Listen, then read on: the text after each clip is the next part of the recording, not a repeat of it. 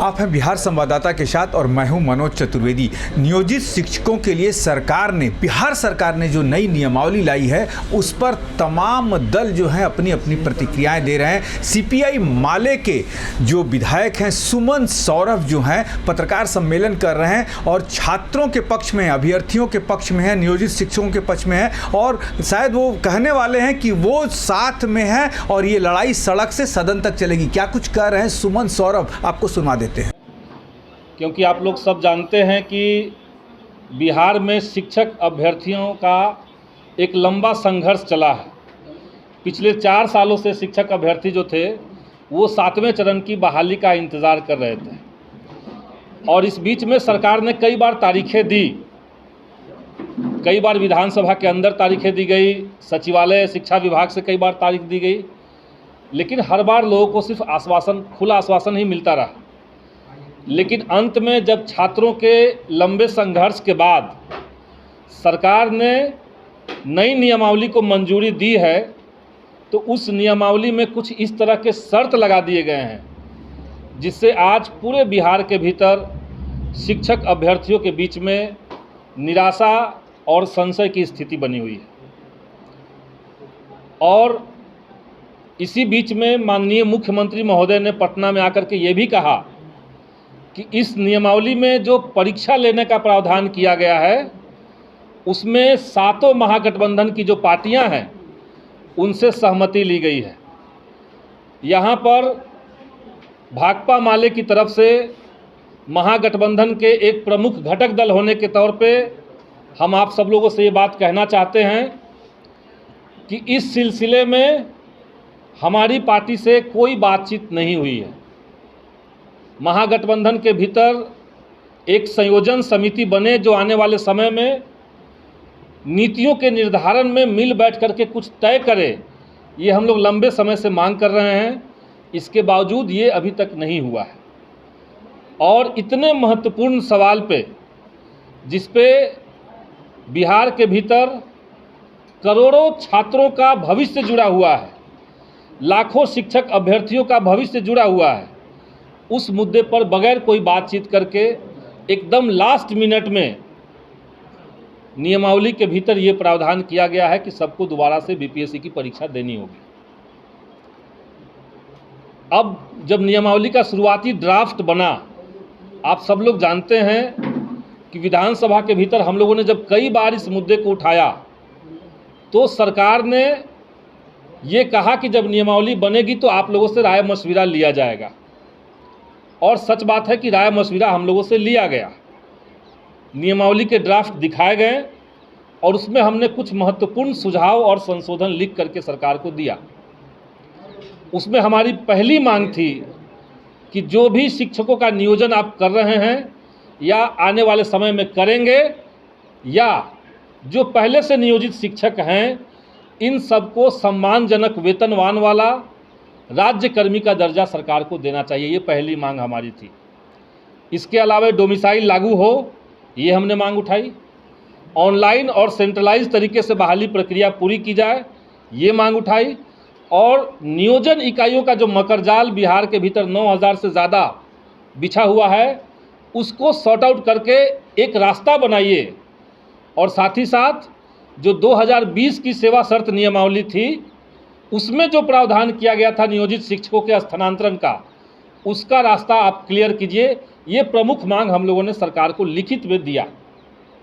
और कुछ दिनों बाद जब फीडबैक लेने हम वहाँ पहुँचे तो हमें इत्तला की गई कि आपकी सारी मांगें मान ली गई है। तो हमें यकीन नहीं था कि राज्यकर्मी वाला भी मांग शायद सरकार ने मान लिया होगा। लेकिन जब बाद में ये पता चला, जब नई नियमावली खुल करके सामने आई, तो ये शुरुआत में तो हमें अच्छा लगा कि नई नियमावली में राज्यकर्मी का दर्जा शिक्षकों को दिया गया है। शिक्षा व्यवस्था के भीतर जब तक शिक्षकों का सम्मान नहीं होगा तब तक शिक्षा में बेहतरीन क्वालिटी की आप उम्मीद नहीं कर सकते हैं। इसीलिए उनको राज्यकर्मी का दर्जा दिया जाए, ये हम लोगों की प्रमुख मांग थी। और जब हमें लगा कि नियमावली में इस मांग को मान लिया गया है तो हमें लगा कि बढ़िया कदम हुआ। लेकिन जब उसका ड्राफ्ट सामने हमारे आया और हमने पूरी ड्राफ्ट पढ़ी तब ये बहुत खुल करके हमें समझ में आया कि इसमें बहुत एक अद्भुत तरीके का कंडीशन सरकार ने लगा दिया है। और वो कंडीशन था कि पुराने शिक्षक जो बिहार में नियोजित हैं उन सबको बीपीएससी की परीक्षा देनी होगी, तभी वो राज्यकर्मी बन पाएंगे। इसके साथ साथ 4 साल से जो छात्र नई बहाली के 7वें चरण की बहाली के इंतज़ार में हैं, उन छात्रों को भी परीक्षा देने के लिए बाध्य किया जा रहा है। और इसमें कई तरह के संशय सामने आ गए। इसीलिए आज हम लोग बैठक कर रहे हैं। बैठक में उन तमाम बिंदुओं को हम लोग सुनेंगे, उसको संग्रहित करेंगे और सरकार तक अपनी बातों को पहुंचाएंगे।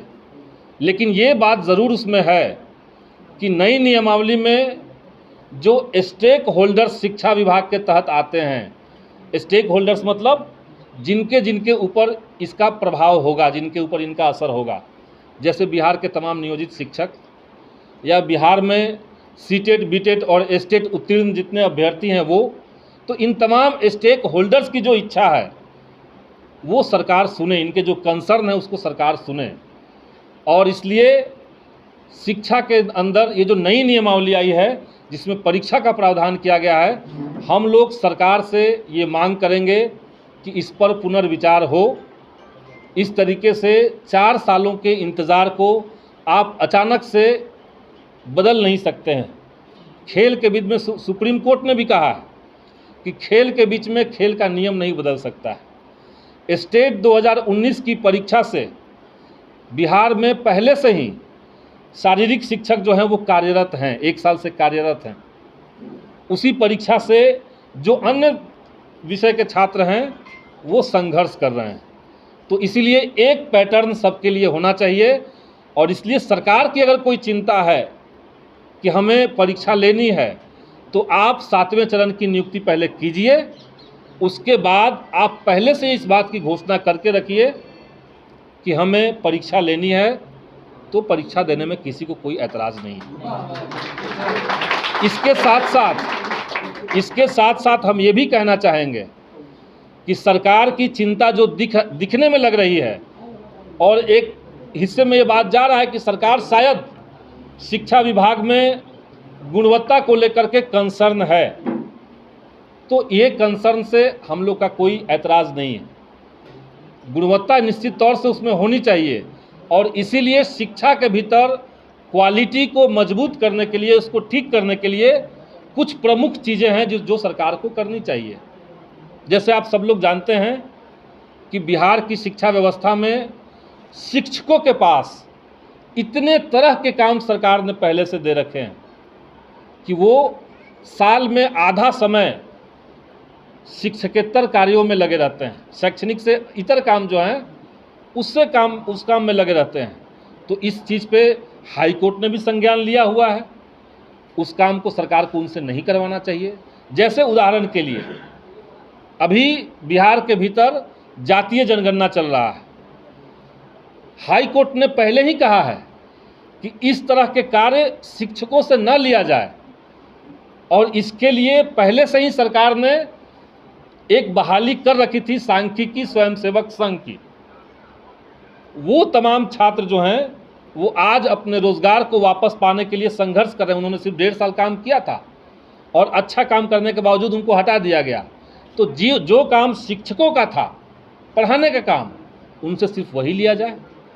जो काम सांख्यिकी स्वयंसेवक संघ के छात्रों का है उनसे उनका काम लिया जाए, ताकि उनका भी एक रोज़गार चले। तो इस तरह के और भी कई सारी मांगें हैं, जैसे स्कूलों के अंदर मूलभूत ढांचे की बात, जैसे स्कूलों के भीतर इंफ्रास्ट्रक्चर को डेवलप करने की बात, ये तमाम चीज़ें हैं। तो इसलिए सरकार से हम ये मांग करेंगे, एक डेलीगेशन हमारी पार्टी का, महागठबंधन के घटक दल और जो हैं उनसे हम लोग मीटिंग करेंगे जल्द ही, और उनसे बात करके एक ठोस प्रस्ताव हम लोग सरकार के पास ले जाएंगे। माननीय मुख्यमंत्री से बात इस पर होगी, और बात करके हम लोग अपना डिसएग्रीमेंट जो हमारा है वो हम लोग उनसे साझा करेंगे, और इस बात का पूरा प्रयास करेंगे कि ये जो बहाली है वो बगैर परीक्षा के हो, और अभी से सरकार घोषित कर दे अगर 8वें चरण के लिए इनको कोई और कुछ करना है तो यही बात हम लोग आज करेंगे। और आज की बैठक में हम लोग इस पे और विस्तार से चर्चा करेंगे। छात्रों का इससे इतर अगर कोई और कंसर्न है तो उसको यहाँ सुना जाएगा, उसको नोट डाउन करेंगे और उसको फिर हम लोग आगे चैनलाइज करके सरकार तक पहुँचाएंगे। यही आज का मीटिंग का मीडिया के साथियों के लिए यही ब्रीफ रिपोर्टिंग है। आप किन शिक्षक है, किन टीम वाले को इनवाइट किए, कहाँ का? देखिए, हमने कोई चयन नहीं किया है। किन शिक्षक संघ को बुलाना है, इसमें कोई चयन का आधार नहीं है। जितने भी शिक्षक संघ हैं बिहार के अंदर, नियोजित शिक्षक संघ, जिनका कॉन्टैक्ट का नंबर हमें जुगाड़ हो पाया, जहां जिनका हम कहीं से तलाश सके, उन तमाम लोगों को बुलाया गया है। उसमें से अधिकांश लोग आए हैं, कुछ लोग साथी अभी आ रहे हैं। तो शिक्षकों की बैठक इसके जस्ट बाद हम लोग करेंगे। अभी यहाँ पे जो लोग बैठे हुए हैं, इनमें से अधिकांश जो हैं वो शिक्षक अभ्यर्थी हैं, और उसमें से भी जो ज़्यादातर लोग हैं वो STET पास अभ्यर्थी हैं। तो ये थे सुमन सौरभ, और आपने सुना कि उन्होंने कहा कि सड़क से लेकर सदन तक लड़ाई लड़ी जाएगी। और अभी नियोजित शिक्षक आए थे, इनके जो नेता हैं उनसे भी बात होने वाली है। और उन्होंने ये भी कह दिया है कि मैंने मुख्यमंत्री को बता दिया है कि CPI माले जो है इस नियमावली के खिलाफ है। CPI माले जो है इस नियमावली का समर्थन नहीं करती है, और वो नियोजित शिक्षकों के साथ, उनके संघ के जो अध्यक्ष हैं उनके साथ सड़क से सदन तक उतरेगी। आप बने रहिए बिहार संवाददाता के साथ। हमारे वीडियो को सब्सक्राइब कीजिए, फेसबुक पेज को लाइक कीजिए। नमस्कार।